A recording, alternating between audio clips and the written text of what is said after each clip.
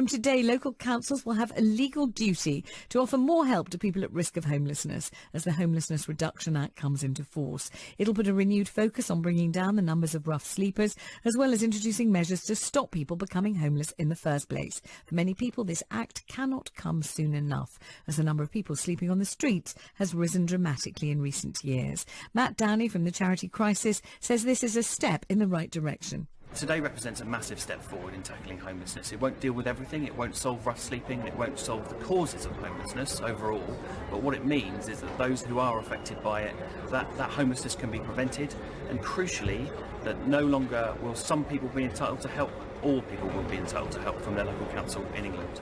Here at BBC Radio London, we followed a group of activists and homeless people who, until the 19th of March, when they were evicted, were occupying an empty building, 204 Great Portland Street.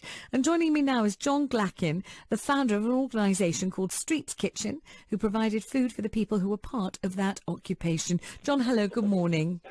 Good morning, how are you?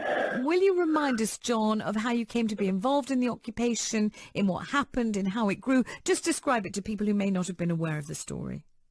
Well, basically, we set up, it was the beast from the east. It was very, very, very cold while there was snow on the ground. It was treacherous, it was life-threatening conditions. So we took an empty building and put it to use during the few weeks that we were there. We had almost 200 people who were staying with us on a regular basis. We were feeding people, we were giving people somewhere safe to sleep. And now not everybody came into it. But certainly what it did highlight was the fact that there was no emergency shelters for people. There were no emergency beds for people to get into. It basically saved people's lives. What we had to do was just a very basic act that we did. And it's something that needs to continue because there is no beds. I mean, we are very happy to hear that this homeless reduction bill has come in. But at the end of the day, I mean, it's all right giving people advice and giving them, some help. But if the buildings aren't there to put people into, we can't resolve homelessness.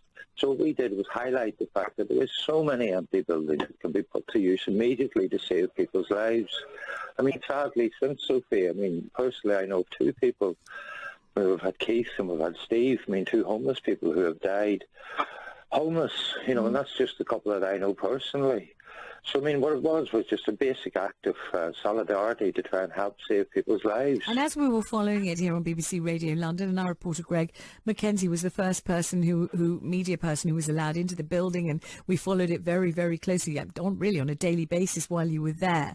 You started with 5 people in sleeping bags on the floor of a freezing cold building with no running water and no working toilets and, no heating. And by the time you were evicted, you had over 50 people, maybe more, didn't you, sleeping in the building. A whole community spirit was going on and people were playing music and telling stories. And people, the thing that I think shocked people was that some of your homeless people would get up in the morning and go to work and then come back again. They were working people. People were amazed to discover that about the story. That's right. I mean, homelessness affects everybody. I mean, anybody could end up homeless. I mean, we've had, quite a few of our guests were actually working, and thankfully, thanks to your listenership, we are actually able to get some tools for some of our people. Good. We actually, at the very end, we actually, and it's something we never asked for. We never asked for money, but we actually had to appeal for money just so we could get sleeping bags. We could ensure that people, when they left Sophia House, actually did have something that would keep them alive. But I know some of the other people did move on to other buildings. I know there's other squats going on at the moment. Yeah. But it just was an opportunity to highlight it. But basically, the bottom line, it was to save people's lives. And tell me something, John. There will be people listening who will be thinking, look, Westminster Council says it's got beds for all homeless people, especially when it's bitterly, bitterly cold. How have these people, the people who are sleeping at Sophia House, how have they fallen through the net? How are they not part of the system so that they are scooped up and helped and put in a warm bed somewhere? Why did they have to sleep in that building? There's a myriad of reasons, but bottom line, the services aren't there. I mean, as I'm sure you've seen, we were asking City Can, we were asking Homeless Outreach to come and visit, to come and see these homeless people and try and work with these people. I mean, we had almost 200 people in that building that those people could have worked with. But we did have people who in their own time did some homeless outreach. We had paramedics came down. I mean, 8 people were transferred from that building with life-threatening conditions that we sent to hospitals. We had over 40 people that were treated with minor conditions. And these people would have died if it hadn't been for Sophia House.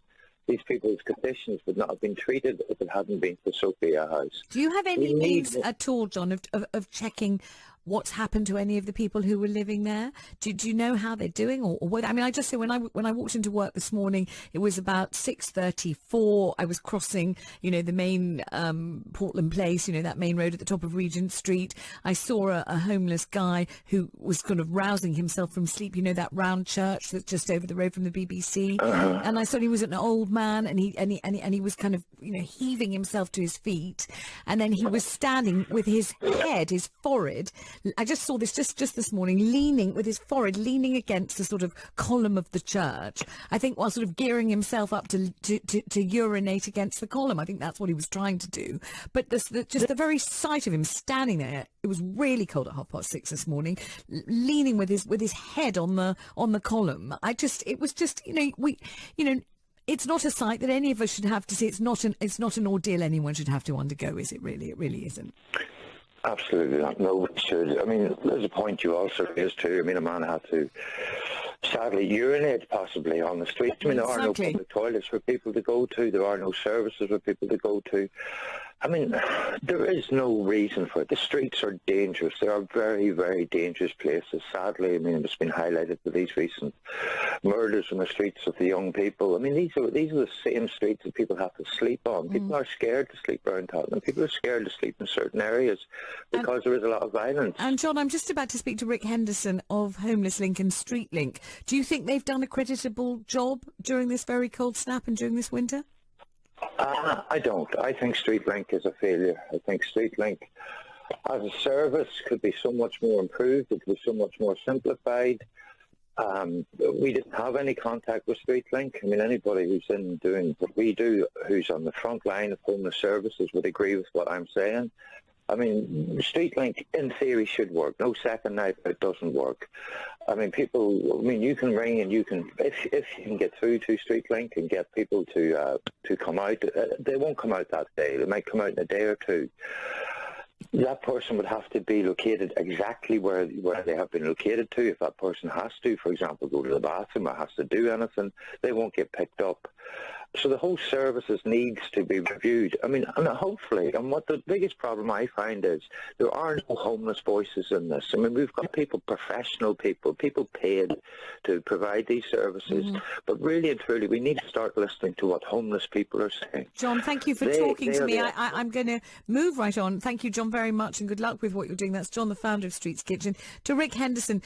Rick, good morning to you. I'm sure you've just heard what John Glackin says there. He says StreetLink really, isn't performing very well, and certainly we had calls from our listeners who were phoning StreetLink to say there's a homeless person, that the temperature with the wind chill factor is going to be -10. I've seen a homeless person here, and they couldn't get through at all. Good morning to you. Do you think that's a fair assessment? Yeah, good morning, Vanessa, and good morning to John as well. I mean, I'm not sure that it's a completely fair assessment. We had, I think, something like 35,000 alerts. Yeah.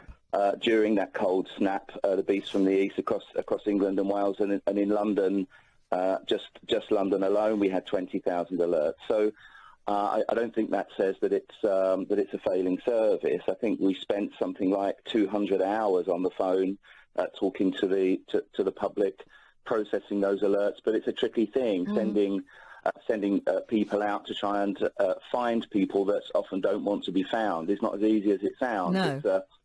It's a difficult job, and one that the outreach teams do as well as they can. But I mean, people who said they couldn't get through was one big problem, and then people who said when they could get through, they had to say, well, there is a homeless person, on paving stone 7, exactly 3 meters left of the arches under Waterloo, whatever, and then they say, well, we're coming. You'd say, well, we're coming in a couple of days. Well, you couldn't guarantee that person would either be alive or would still be there at that point.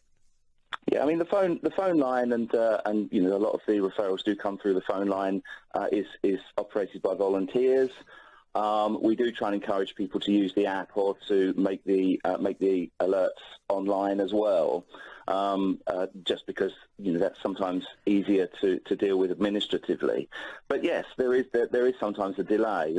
StreetLink sends the referrals through to the local authority. So if the quality of the homelessness services that are funded by the local authority are not very good, then there's going to be a problem in the system, because it is the local authority that funds the outreach teams that go out there. But like I say, sometimes it can be tricky to go and find people when the instructions that have been given are vague, like you say, Pavingstone 7 or whatever. But the effort is made because I think all of us take this situation very seriously, and particularly when the weather gets so cold and you are often dealing with life and death situations. Why are there still homeless people in 2018 in London?